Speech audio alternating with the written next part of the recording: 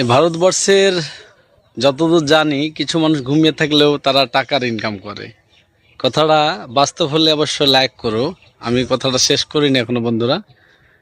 কারণ কিছু কিছু মানুষ যেমন ধরো মুকেশ আম্বানি, যেমন স্টার শাহরুখ খান, সলমান খান, আমির খান, এরকম যারা মানে একমাত্র মানে সমাজের চোখে যারা খুবই চিহ্নিত মানুষ, তারা কিন্তু ঘুমিয়ে থাকলেও তাদের টাকা কিন্তু ইনকাম হতেই থাকে 24 ঘন্টা না, যতক্ষণ বেঁচে থাকবে, যতক্ষণ সিনেমাটা রিলিজ হয়ে যায় ততদিন থেকে চলতে থাকে ইনকাম।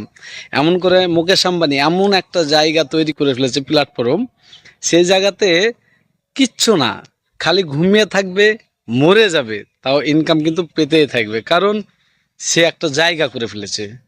তার এত টাকা, তার টাকা কোনোদিন শেষ হবে না। সে সকালবেলাকার চাটা খায় 1.5 লক্ষ টাকার। আর তার যে ছেলের বিয়ে হলো, তার জামা মানে শার্ট তৈরি করেছে 50 কোটি টাকা দিয়ে। ভাবতে পারো বন্ধুরা, তার এত টাকা ফুরাবে কি করে? সে রাস্তাটা খুঁজে পাচ্ছে না, তাই এরকম উল্টাপাল্টা কাজগুলা করে তার ইনকাম এতই বেশি যে তার ফুরায় না, তাই এসব করে ফুরাবে। কিন্তু তাও ফুরাবে না, জানো? আজকে তুমি কাকে ভালো বলবা? জিও খারাপ, মেনে নিলাম তোমার কথাতে, তোমাদের কথাতে মেনে নিলাম জিও খারাপ। আচ্ছা, কাকে ভালো বলবা? এয়ারটেল।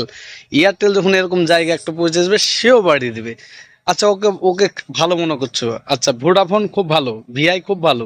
এমন একটা সময় আসবে ভিআই যে হট করে দেখবা ও বাড়িয়ে দিবে, কারণ বিজনেস সবার সঙ্গে তাল মিলিয়েই করে মানুষ। কারণ হয়তো 20 টাকা 50 টাকা এরকম ডিফারেন্স হবে,